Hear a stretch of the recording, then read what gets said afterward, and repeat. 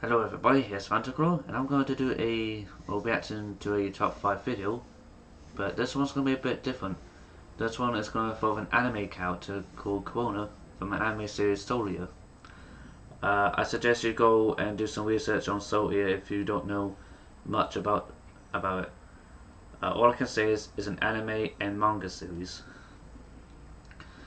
And now this top 5 video is suitable because SimplyGrouch done is about top 5 facts about Crona. Link to the original videos in the description box down below, and let's get to the video, shall we?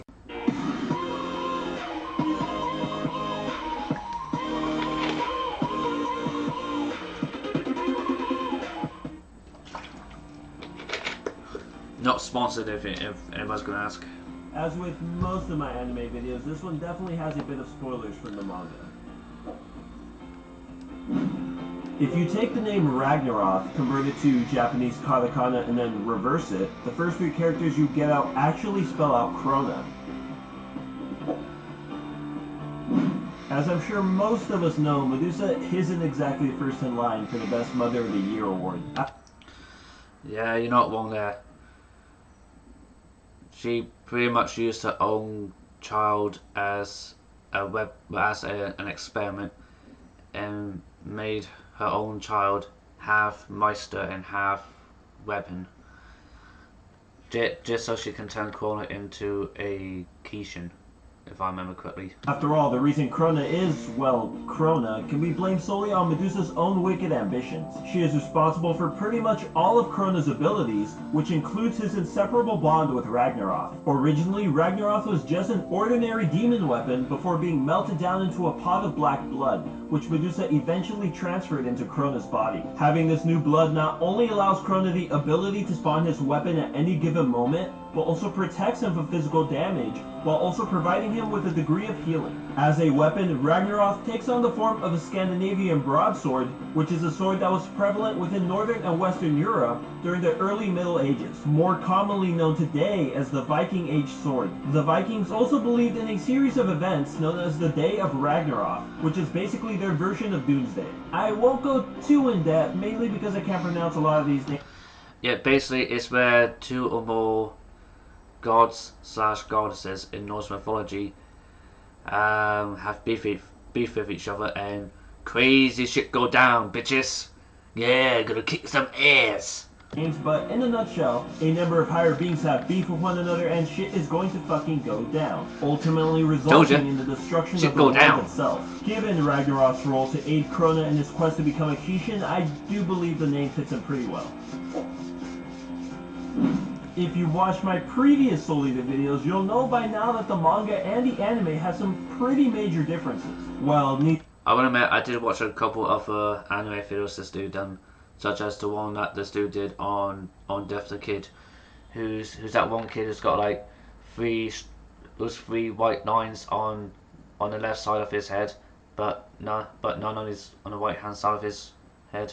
Needless to say, this is especially true for Crona's character. Unlike in the anime where Crona is shown to take sides with the DWMA, Crona actually remains a reoccurring antagonist up until around the very end of the manga, forced to continue his efforts to become a Kishin. He was so powerful at one point that he managed to absorb Asura during the battle that took place on the moon. Although this was only temporary, with Asura eventually regaining control and absorbing him instead. However, unlike the anime where the Kishin is beaten for good, it is actually Crona who manages to put down Asura within the manga. Well, sort of. After reconnecting with Maka, Crona chooses to sacrifice himself by engulfing the moon's surface with a wave of black blood. When I fused with the Kishin, I quickly learned that I cannot kill him. The Kishin is there itself. As long as life exists, they will never disappear completely, but it would be unthinkable to let him continue his rampage.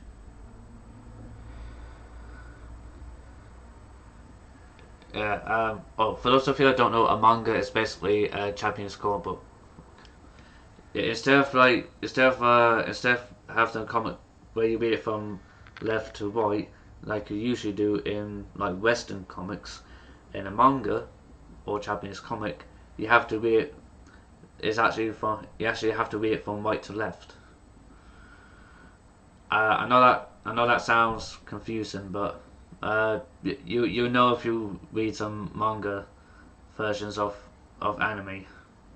Ultimately sealing himself alongside Asura in order to be able to protect his friends. How ironic that in the very end it took someone becoming a Kishin to take down a Kishin. I'm not gonna lie, I did watch this video a couple of times before, but this was a number of weeks back, and if I remember correctly, I think SimplyGrouch may have mentioned about Crona's gender. Yeah, but I'm gonna wait and let you lot find out in the video. Shortly after the conclusion of the battle that had taken place on the moon, it is revealed that those who had taken part were affected by a new type of madness, one which ultimately resulted from Crona having become a key.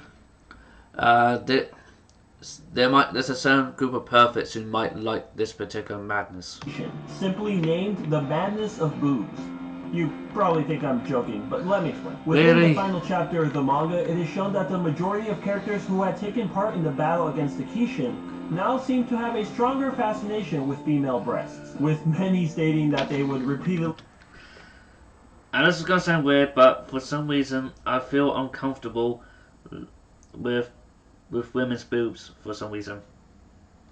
Don't ask me why, I don't know. Think and or feel the urge to grab or play with them. Maka, Soul, Blackstar Kid, Liz, and Patty are all shown to be affected by it. According to Death the Kid, this madness came into being due to Crona's longing of a mother's love, which he had never experienced, with the breast being a symbol for motherhood. What the fuck? That's what I was thinking. Is Crona a boy or a girl? I know I've mentioned. Okay, now, this is I have noticed there's been an ongoing debate in this series, and a lot of fans I've seen a lot of fans talk about like being 50-50 about it, if Crona's a guy or a girl, and I'm gonna SimplyGrouch explain about this it. In previous videos, but for whatever reason, a number of you guys just seem unsatisfied with the answer and seem really interested in learning what's really hidden under that mysterious black robe.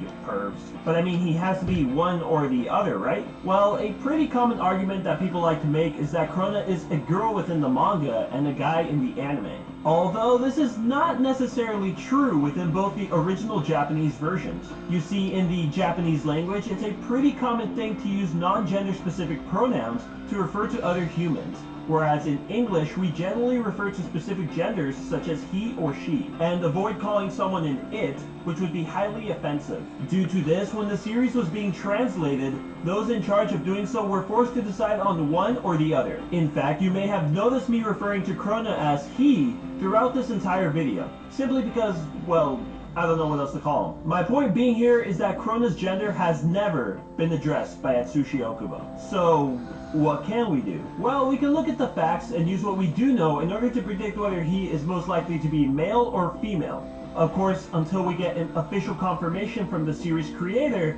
we can never be 100% sure. Now believe me, there is a lot that we can go over for the sake of this topic, but for this video I decided to narrow it down and focus on evidence that I have come across so far that best supports both arguments. Starting off with what makes him a boy. Well, in the Japanese versions of Soul Eater, Crona is shown to have a tendency to refer to himself as Boku, which is a way to refer to oneself commonly used more by boys than girls. Then there is his first encounter with Maka where he constantly repeats that he doesn't know how to deal with girls, but that he has no problem fighting boys. And the final supporting evidence is that in episode 31, during the party scene, Crona is shown to be wearing a suit at the party, while all other female characters are wearing dresses or at least something more feminine. As for what can make him a girl, well, he is shown to be wearing a dress in all of his flashbacks, which is pretty self-explanatory. The way that Crona also carries his books within the anime may provide us with hints as he holds them up to his chest and his front, similar to how Maka does. But the best supporting piece of evidence in my opinion has to be Crona's overall design.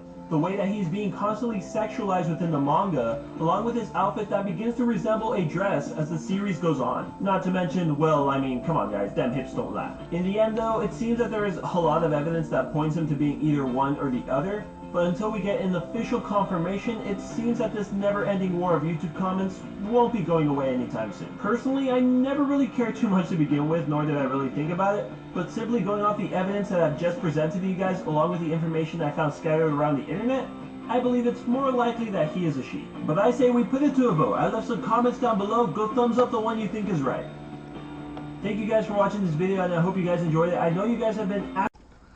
Okay, I think I'm gonna end the reaction video here. There's still about just under a minute of the video left. If you wanna watch the rest of the video, with there's just like 40 seconds left of the original video. Then the link to this original video on SimplyGrouch's YouTube channel will be in the description box down below. I will put my email down in the description box as well, so like if SimplyGrouch has any concerns of me uploading a reaction video, he can, if the dude wants to, he can send me an email, and I will respond as soon as I can. And hope you all enjoy the reaction video, and please go check out, not only go check out the original video on this dude's channel, but please go check out all the other videos on his channel as well. I have seen 1 or 2 other videos on his channel, like the one he did on Death the Kid, and the one he did on Blair the Witch, both characters from Solia, and they are really good, in my opinion. That's gonna be it for this video. Hope you all enjoyed it.